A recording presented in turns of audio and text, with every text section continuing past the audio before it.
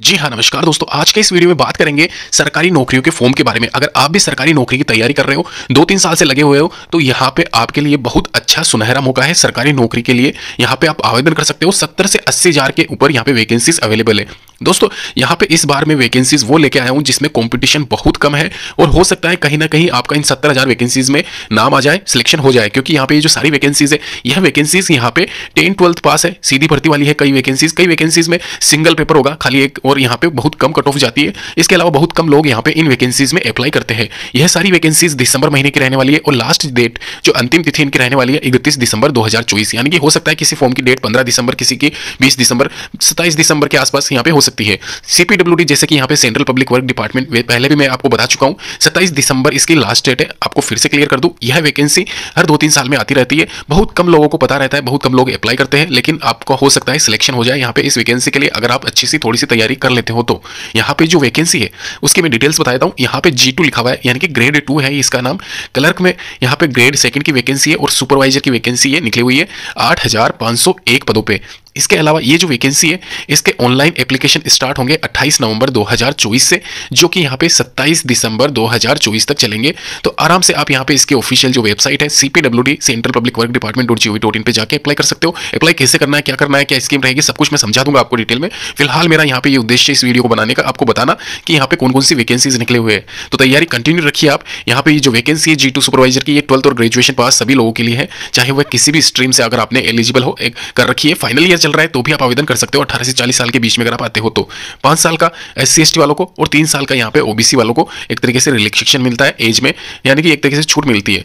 अभी यहाँ पे इसका सीन समझा देता हूँ दोस्तों मैं, यहाँ पे क्यों आपका सिलेक्शन होने के चांसेस ज्यादा है, ये आपका यहाँ पे इसमें समझ में आ जाएगा। यहाँ पे आप देख सकते हो एकेडमिक रेशियो है 20 नंबर का, 5 नंबर का यहाँ पे कैंडिडेट EWS SC/ST वाले हैं उनका है। 100 मार्क्स टोटल यहाँ पे ओवरऑल परसेंटेज, यानी कि 100 मार्क्स आपके रहेंगे। 100 में से अगर आपके 70-80 के आसपास आते हैं तो आपका सिलेक्शन हो जाएगा। एक कंफर्म मान के चलना, 60% कट ऑफ गई थी पिछली बार, हो सकता है इस बार 65 के आसपास चली जाए, 65-70 के आसपास। और ये मैं जनरल वाली बता रहा हूँ, यहाँ पे ध्यान रखना। एकेडमिक रेशियो 20 मार्क्स का है। 20 मार्क्स का मतलब ऐसा है कि अगर आपके 10-12th में जो भी क्वालिफिकेशन के हिसाब से आप अप्लाई कर रहे हो उसमें अगर 70% है तो उस हिसाब से कैलकुलेट हो जाएगा, यानी कि ओवरऑल 20 मार्क्स में से कितने मार्क्स आपके आते हैं। 100 में से 100 मार्क्स अगर आपके हैं तो आपके 20 मार्क्स आपको उसके मिलेंगे एकेडमिक रेशियो का। 80% है तो उस आधार पर आपको 20 मार्क्स में से 80% के हिसाब से मिल जाएंगे, यानी कि एक तरीके से जो भी आपका रेशियो निकलता है उस आधार पर। अभी मैं आपको बताऊं, यहाँ पे EWS अगर आप है या SC/ST से आते हो या OBC से आते हो तो उसके अलग से 5 नंबर आपको मिलेंगे, जनरल वालों को नहीं मिलेगा कुछ भी, ये ध्यान रखना।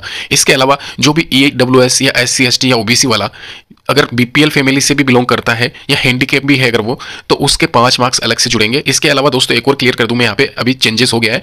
ये जो 5 मार्क्स है ये जनरल वालों को भी मिल सकते हैं अगर वह हैंडीकैप है तो, ये आप ध्यान रखना। और EWS वाले BPL फैमिली से है तो वो आराम से 5 मार्क्स अलग से ऐड कर सकते हैं, ये आप ध्यान रखना। इसके अलावा फिजिकल टेस्ट आपका 70 मार्क्स का यहाँ पे इसमें दे रखा है, तो ये आप ध्यान रखें। इसके अलावा ओवरऑल 100 मार्क्स के यहाँ पे आपका रहेगा क्राइटेरिया जो भी होता है। तो ये इसकी डिटेल्स है थोड़ी बहुत। यहाँ पे फील्ड जॉब रहेगी, ये ध्यान रखना। अभी कैसे क्या सिनेरियो रहता है इसका वो मैं यहाँ पर आपको बता दूंगा। दोस्तों यहाँ पे ये जो फिजिकल टेस्ट लिखा हुआ है इसको फिजिकल न माने, ये एक तरीके से एग्जाम होगा आपका। फिजिकल यहाँ पे मिसप्रिंट हो चुका है, तो यहाँ पे ये फील्ड जॉब जो रहेगी ये एक तरीके से मतलब कि जो भी मेरिट लिस्ट आपकी बनती है उस आधार पर आपका चयन किया जाएगा। 60-70% के आसपास आपके अगर आप आते हैं तो आप एकदम बिल्कुल सेफ हो, ये मान के चलना आप। और यहाँ पे कोई फिजिकल इसमें वो एग्जाम नहीं होगा, एक तरीके से ये जो टेस्ट लिखा हुआ है नॉर्मल एक सिंगल पेपर रहेगा, 100 नंबर का रहेगा और उस आधार पर आपके रेशियो से ऐड हो जाएंगे कितने क्या रहते हैं। 27 दिसंबर आप दिमाग में रखना, 27 दिसंबर इसकी लास्ट डेट रहने वाली है। उससे पहले आप आवेदन कर दे। एक KVS में वैकेंसी निकली हुई है अगर आपको पता हो तो। KVS यानी कि केंद्रीय विद्यालय संगठन, जो कि एक सेंट्रल मतलब सेंट्रल वाली वैकेंसी ही इसको मान के चलना, एक तरीके से गवर्नमेंट वैकेंसी है ये। एक KVS की NVS की भी वैकेंसी निकली हुई है, उसके बारे में मैं आपको बता दूंगा। नवोदय विद्यालय जो होते हैं, फिलहाल KVS के बारे में डिस्कस करेंगे। KVS की ऑफिशियल वेबसाइट आपको दिख रही होगी स्क्रीन पे, इसको आप ओपन कर लेना। इसके अलावा यहाँ पे इसमें आप चले जाना, इस सेक्शन में हिंदी इंग्लिश जो भी है आपको यहाँ पे जाना है राइट साइड में, और रोजगार पर क्लिक करके जो भी महत्वपूर्ण अधिसूचना या भर्तियां निकली हुई है उस पर क्लिक करना है। वहाँ पे आपको PDF मिल जाएगा सिंपल सा, और PRT TGT PGT जो भी ये वैकेंसी है यहाँ पे ये लिस्ट आ जाएगी। अभी मैं ये वीडियो इसलिए बना रहा हूँ इस वैकेंसी के लिए क्योंकि इसमें नॉन टेक्निकल स्टाफ वाली वैकेंसी भी ऐड की गई है। तो यहाँ पे जो टीचिंग लाइन में है जो लोग, वो तो है ही, वो तो अप्लाई करेंगे ही। इसके अलावा जो एक तरीके से बेसिक जनरल जिन्होंने कर रखा है, जैसे कि मतलब जो होता है यहाँ पे BA या फिर BCom, जो भी जिस भी फील्ड से जिस भी स्ट्रीम से अगर आपने ग्रेजुएशन कर रखा है तो वो सारे एलिजिबल है नॉन टीचिंग स्टाफ के लिए। 11,390 में से 4-5 हज़ार के करीब तो वैकेंसी नॉन टीचिंग स्टाफ की ही है। तो ये आप आराम से अच्छा मौका है इस वैकेंसी के लिए आप आवेदन करें। बहुत कम लोग नॉन टीचिंग स्टाफ के लिए आवेदन करते। पहले तो ऐसा था सीन कि नॉन टीचिंग स्टाफ की जो कट ऑफ थी बहुत कम जाती थी।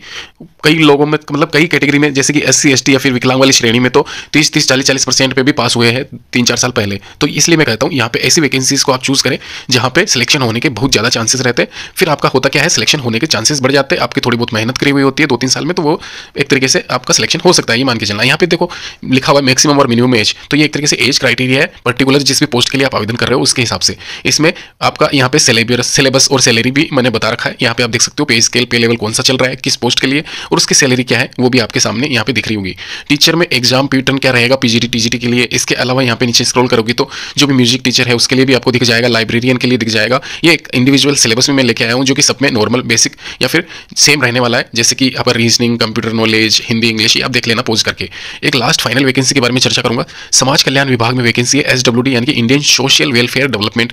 रिक्रूटमेंट क्या है, यहाँ पे मैनेजर डेटा सेंट्रल ऑपरेशनल में, assistant manager Bangalore UI DAI में, इसके अलावा रीजनल डिस्ट्रीब्यूटर के साथ में यहाँ पे नीचे वाली 2 पोस्ट आपके लिए है, असिस्टेंट और कंप्यूटर ऑपरेटर वाली।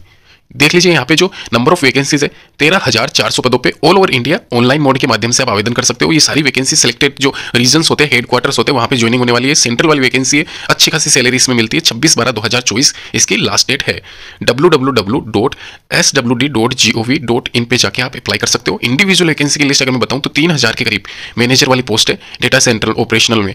एक एक्सपीरियंस इसमें 2 साल का मांगा है जो आप कहीं से भी जुगाड़ करके ले सकते हो। वैसे तो नहीं लेना चाहिए, लेकिन आप सभी को पता है आजकल ये सब चल रहा है, कुछ ऐसा नहीं है। कंपनी से जिस भी कंपनी में आप मतलब जॉब कर रहे हो, अगर आपका नहीं हुआ है 2 साल तो भी बन जाता है। इसके अलावा नहीं भी कर रहे हो, फ्रेशर्स हो, तो भी आप कहीं भी कुछ भी जुगाड़ करके हो जाता है आजकल। इसके अलावा assistant manager Bangalore UI DA में 460 वैकेंसीज है, वेब डेवलपमेंट में 540 वैकेंसीज है। इसके अलावा यहाँ पे जो फ्रेशर्स की एक्चुअल वैकेंसीज है वो मैं नीचे यहाँ पे चर्चा करता हूँ।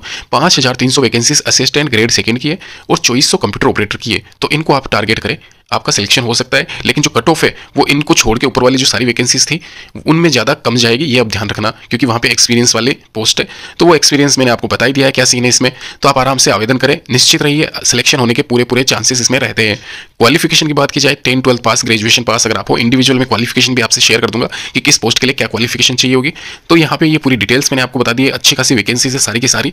किसी भी वैकेंसीज के लिए अगर आप एलिजिबल हो, सभी वैकेंसीज के लिए एलिजिबल हो, ग्रेजुएशन कर रखा है, तो आप सभी के लिए अप्लाई कीजिए।